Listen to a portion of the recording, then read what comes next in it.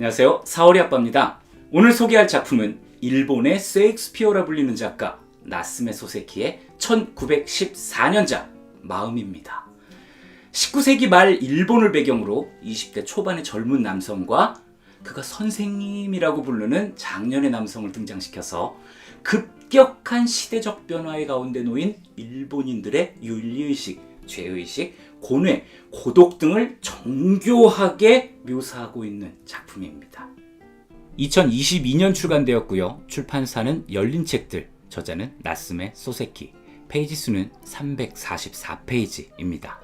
이 작품은 배신, 질투, 혐오, 갈등, 자살 이런 이야기들을 놀라울 정도로 담담한 자기 고백 형태로 서술을 하고 있습니다. 거기에 앞부분에서 궁금증을 마구마구 쌓아놓은 뒤에 후반에 가서 퍼즐 맞추듯이 딱 궁금증을 해결해주는 추리소설과도 같은 기법까지 사용을 하고 있는데요. 이게 처음에 신문 연재를 통해서 독자를 만났던 작품이다 보니까 다음 편을 기대하세요. 이런 게 필요했을 겁니다. 이런 기법을 클리프행어 기법이라고 부르는데요. 제가 찰스 디킨스의 위대한 유산 소개 영상에서 설명을 한 적이 있으니까요. 여기 카드통에서 시청해 주시면 됩니다. 찰스 디킨스가 영국 작가잖아요. 나스메 소세키가 비슷한 시기에 영국 문학하고도 연결점이 있는 작가이기 때문에 제가 예를 들어 본 거거든요. 이 얘기는 줄거리 소개 이후에 다루도록 하고요. 줄거리 소개 시작할게요. 이야기를 전달하는 화자인 나는 20대 초반의 청년입니다. 그는 도쿄에서 공부를 하고 있는 학생인데요. 여름방학을 이용해서 도쿄 인근 도시인 가마쿠라에 방문을 했다가 소양인하고 함께 해수욕장을 찾은 한 남성을 발견을 하고는 그에게 끌림을 느껴서 그를 선생님이라고 부르면서 인연을 이어가게 됩니다. 이 작품의 시간대가 1900년대 초반, 그러니까 메이지 시대라고 불리는 일본의 개화기이다 보니까 호기심 많고 새로움을 추구하는 젊은 청년이 소양인과 함께 있는 일본 남성으로부터 지식인이라는 스멜을 느꼈다. 이렇게 생각하면 좋겠어요. 두 사람은 도쿄에 돌아와서도 인연을 계속 이어가게 되는데요. 선생님 집에도 방문을 해서 선생님 아내와도 스스럼 없이 대화를 하는 사이가 됐습니다. 뭔가 대단히 신선한 가르침을 주는 인물이었을까요? 선생님은 도쿄 제국대학 출신의 최고 엘리트 스펙을 지녔고요. 경제적으로도 어려움 없이 잘 살고 있습니다. 하지만 처음 느꼈던 그 지식인의 이미지와는 거리가 먼 인물이었어요. 이게 특별히 하는 일도 없는 백수인데다가 염세적이고 우울한 성향의 삐딱이? 그런데도 어려움 없이 잘 살고 있다. 이게 참 신기한 상황이거든요. 그래서 선생님의 아내한테 물어보니까 대학 졸업하기 직전에 절친이 자살을 했고 그 후로 사람이 변했다 이런 대답이 돌아왔거든요. 자살한 이유는 자기도 잘 모른답니다. 선생님이 매달 빠짐없이 성묘를 다녀오는 곳이 있는데 아무래도 그 친구의 묘인 모양이에요. 무슨 사연이 있길래. 아무튼 이쯤 되면은 지식인이라기보다는 비밀투성이에 두문불출하는 집돌이 아싸? 이런 이미지가 더 어울리겠는데요. 그럼에도 나는 여전히 선생님에게 호감을 가지고 있습니다. 그것은 바로 삐딱하지만 현실적인 촌철살인의 팩폭멘트 덕인데요. 사랑은 죄악이야. 나 스스로를 믿지 못하니까 남도 믿을 수 없는 것이지. 아버님이 건재하신 동안에 받을 것은 분명하게 받아두는 게 어떻겠나? 요런 거? 대체 어떤 사연이 있길래 이렇게 신념에 가득 찬 아리송한 이야기를 던지는 걸까요? 시간이 흘러 대학 졸업을 앞둔 나는 고향에 방문하게 됐는데요. 부모님은 자랑스러운 아들을 위해서 잔치까지 준비했습니다. 그런데 하필 그때 일본인들이 천황이라고 부르는 일왕이 사망을 하는 바람에 국가적인 애도 분위기가 만들어지면서 잔치는 무산이 되어버렸고요. 건강이 좋지 않았던 아버지의 병세가 급격히 악화돼 버립니다. 아버지의 임종이 가까워졌음을 직감한 나는 형제들과 함께 아버지 간호에 집중을 하게 됐는데요. 그 즈음에 선생님으로부터 두툼한 편지가 도착을 합니다. 하지만 간호를 하느라고 당장 편지를 읽지는 못했고요. 뒤늦게 따로 시간을 내서 편지를 펼쳐보게 됐는데요.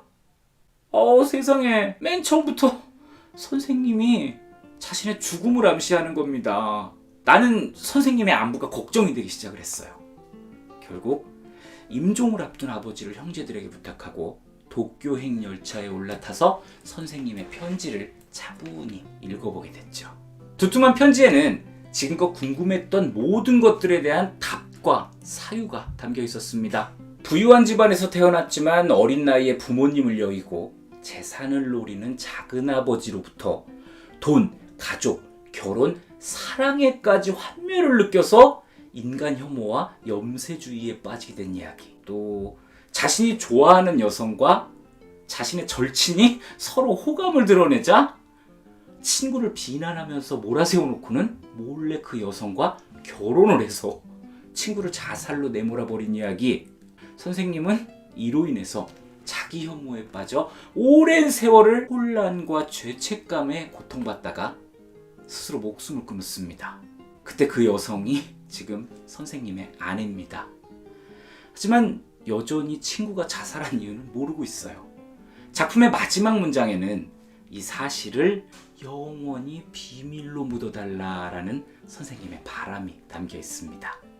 여기까지가 오늘의 작품 마음의 줄거리였어요.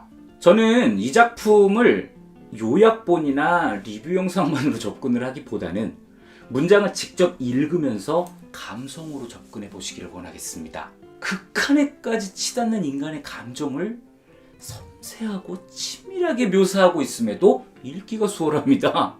쓰여진 지 100년도 넘은 작품인데 말이죠. 물론 제가 한글 번역판을 읽고 하는 얘기라서 힘이 좀 덜 실리기는 하는데요. 확실한 것은 쉽게 썼다는 이유로 나스메 소세키에게 일본 근대 문학의 아버지라는 수식어가 붙었다는 겁니다. 무슨 얘기냐? 추상, 비유 이런 것들이 가득한 문장을 사용하는 이른바 배우신 분들의 예술이었던 기존 일본 문학을 지금 제가 이렇게 얘기하고 있는, 그리고 요 아래 자막이 들어가듯이 말을 그대로 글로 적어놓는 방법을 사용을 해서 접근성을 높였다 이겁니다. 지금이야 다들 그렇게 쓰니까 느낌이 잘 안 올 수도 있는데요. 당장 인터넷에 검색을 해서 시조, 고려가요 이런 거 한번 읽어보세요. 차이가 확 느껴질 겁니다. 이런 나스메 소세키의 일본식 한자 표현 방식은요, 수많은 작품에 영향을 미쳤고요. 그 중에는 무려 중국 근대 문학을 확립했다라는 평가를 받고 있는 루신의 이름이 거론되기까지 합니다. 대단한 사람이죠. 그렇지만 읽기 좋게 쓴 문장이라고는 해도 막상 읽으면 난해합니다. 가장 먼저 왜 제목이 마음인지 이것부터 막히는 경우가 있는데요.